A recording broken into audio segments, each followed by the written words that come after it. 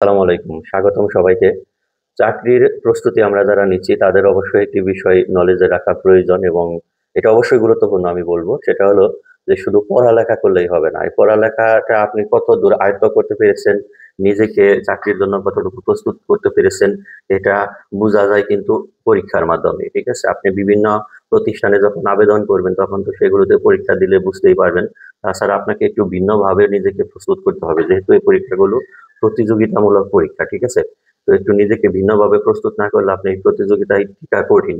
এইজন্য আমি যেটা বলবো যে আপনি যেগুলো পড়লেন বা বিভিন্ন পরীক্ষা প্রতিষ্ঠানের জন্য যে প্রস্তুতি নিচ্ছেন, সেই অনুসারে নিজে নিজেই একটা কোশ্চেন প্যাটার্ন বানাবেন। বিভিন্ন কমন কোশ্চেন, বিভিন্ন টপিকস এর কোশ্চেন নিয়ে একটা টাইম নিজেই সিলেক্ট করবেন যে এই ১ ঘন্টার মধ্যে আবার একটা এই কোশ্চেনের অ্যান্সারটা আমি করব। এবং খাতার মধ্যে যেভাবে পরীক্ষার খাতায় থাকে যে একটি কোশ্চেন নিচে হলো জায়গা থাকবে, একটু জায়গা ওইখানে আপনি অ্যান্সার দেওয়ার চেষ্টা করবেন। এতে কিন্তু আপনার লিখার যে মানে ধরনটা এটা ছোট হয়ে আসবে এবং প্রত্যেকটা কোশ্চেনের জন্য আলাদা আলাদা ভাবে সময় নির্ধারণ করবেন। বড় হলে এতটুকুর মধ্যে, ছোট হলে এতটুকুর মধ্যে, ম্যাথ হলে এতটুকুর মধ্যে, ঠিক আছে?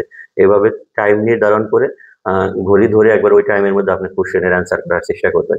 এইভাবে যদি আপনি প্রস্তুতি নেন তাহলে আশা করা যায় আপনি সবার চেয়ে একটু ভিন্ন প্রস্তুতি নিলেন। পড়ালেখার পাশাপাশি আপনার পরীক্ষার চর্চাটা হয়ে গেল। দেখা যায় যে পরীক্ষার হলে অনেক আমরা কোশ্চেন কমন পড়ে কিন্তু এই চর্চা না থাকার কারণে নির্দিষ্ট টাইমে বা নির্দিষ্ট জায়গার মধ্যে কিন্তু কোশ্চেনের অ্যান্সার করতে মানে সক্ষম হই না।